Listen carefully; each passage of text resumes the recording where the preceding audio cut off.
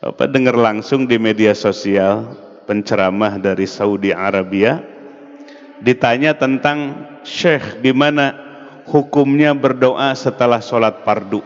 Jawabannya goer thabit, goer warid, tidak ada dari nabinya. Yang ada baca istighfar 3 kali, selesai begitu.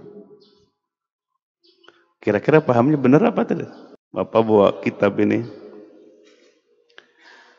Al-Azkar An-Nawawiyah.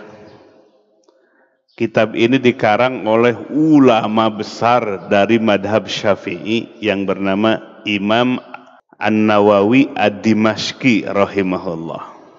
Bukan ulama-ulamaan, bukan nisful alim, bukan setengah alim, tapi alimnya kamil, disempurnakan oleh Allah Subhanahu wa taala. Beliau mengarang kitab ini mengumpulkan hadis-hadis Nabi yang berkaitan dengan doa, zikir dan wirid, dari mulai bangun tidur sampai tidur lagi. Kalau kita hafal doa berapa buah?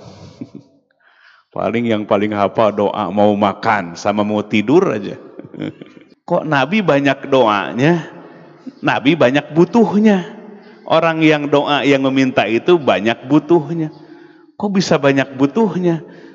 Karena saking mengenalnya kepada Allah, saking tahu kelemahan diri sebagai makhluk. Coba mata kita bisa melihat sampai pagi hari ini mulai dari dilahirkan. Kemampuan kita atau kemampuan Allah? Mata sampai pagi hari ini dimampukan melihat, bukan kemampuan kita, tapi izin Allah. Nanti satu waktu tidak diizinkan lagi oleh Allah mata kita melihat, terpejam selama-lamanya. Sudah siap apa belum? Tubuh kita terkujur selama-lamanya, nggak bisa apa-apa. Sudah siap apa belum menghadapi hari itu? Ini renungan bagi kita.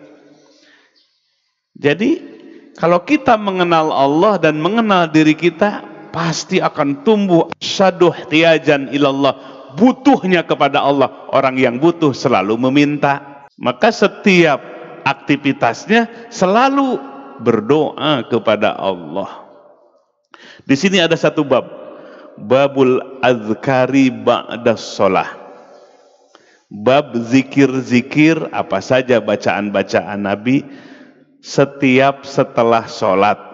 Tadi katanya berdoa tidak ada tuntunannya dari siapa? Dari Nabi. Coba kita cross check lewat kitab ini.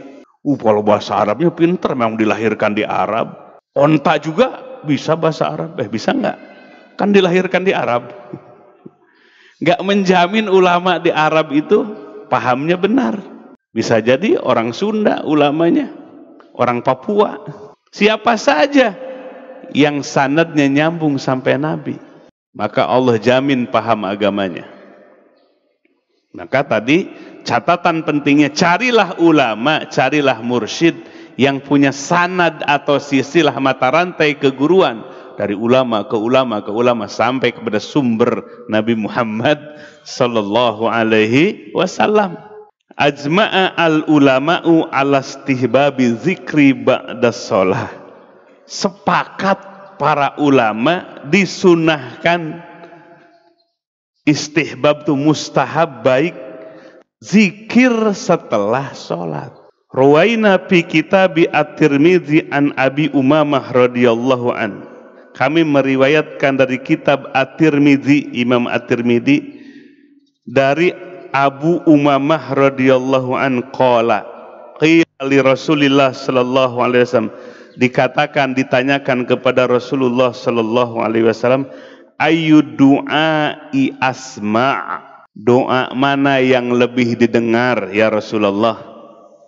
Kita doa kita pengen didengar oleh Allah enggak? Maksud didengar tuh Allah tuh dengar terus, maksudnya dikabulkan. Qala, Nabi menjawab, jawabul laili al-akhir, doa kita lebih didengar oleh Allah, lebih dikabulkan oleh Allah ketika sepertiga malam yang akhir.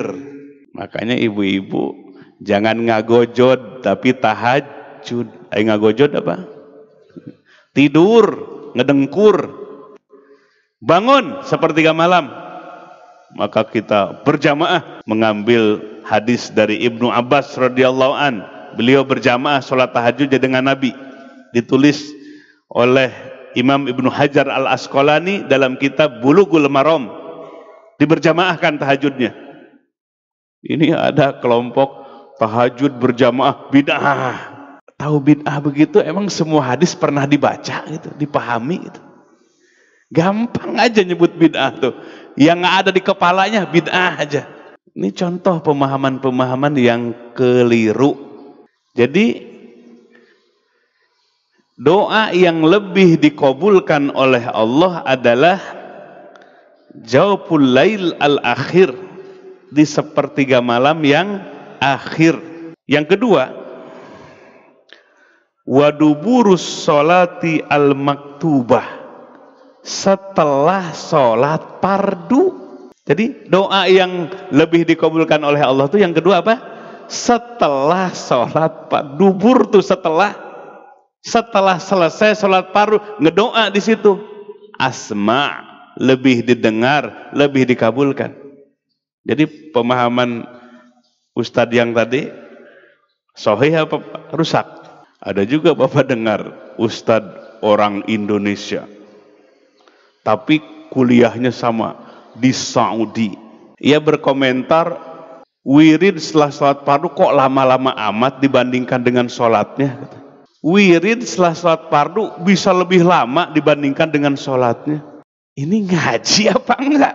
Ini wirid setelah sholat fardu di bab ini banyak jumlahnya ketimbang yang kita rutinkan. Nah, di tarekat Idrisiyah yang dibaca setelah sholat fardu atau setelah sholat subuh itu yang pokok, yang utama. Tapi kalau dibaca semua nggak kebaca, saking banyaknya wirid yang diajarkan oleh Nabi. Jadi lama sholatnya atau lama wiridannya Nabi itu? Lama wiridannya dibandingkan sholatnya. Ini kelompok-kelompok yang greget membid'ahkan amalan orang. Jadi akhirnya berantakan pahamnya.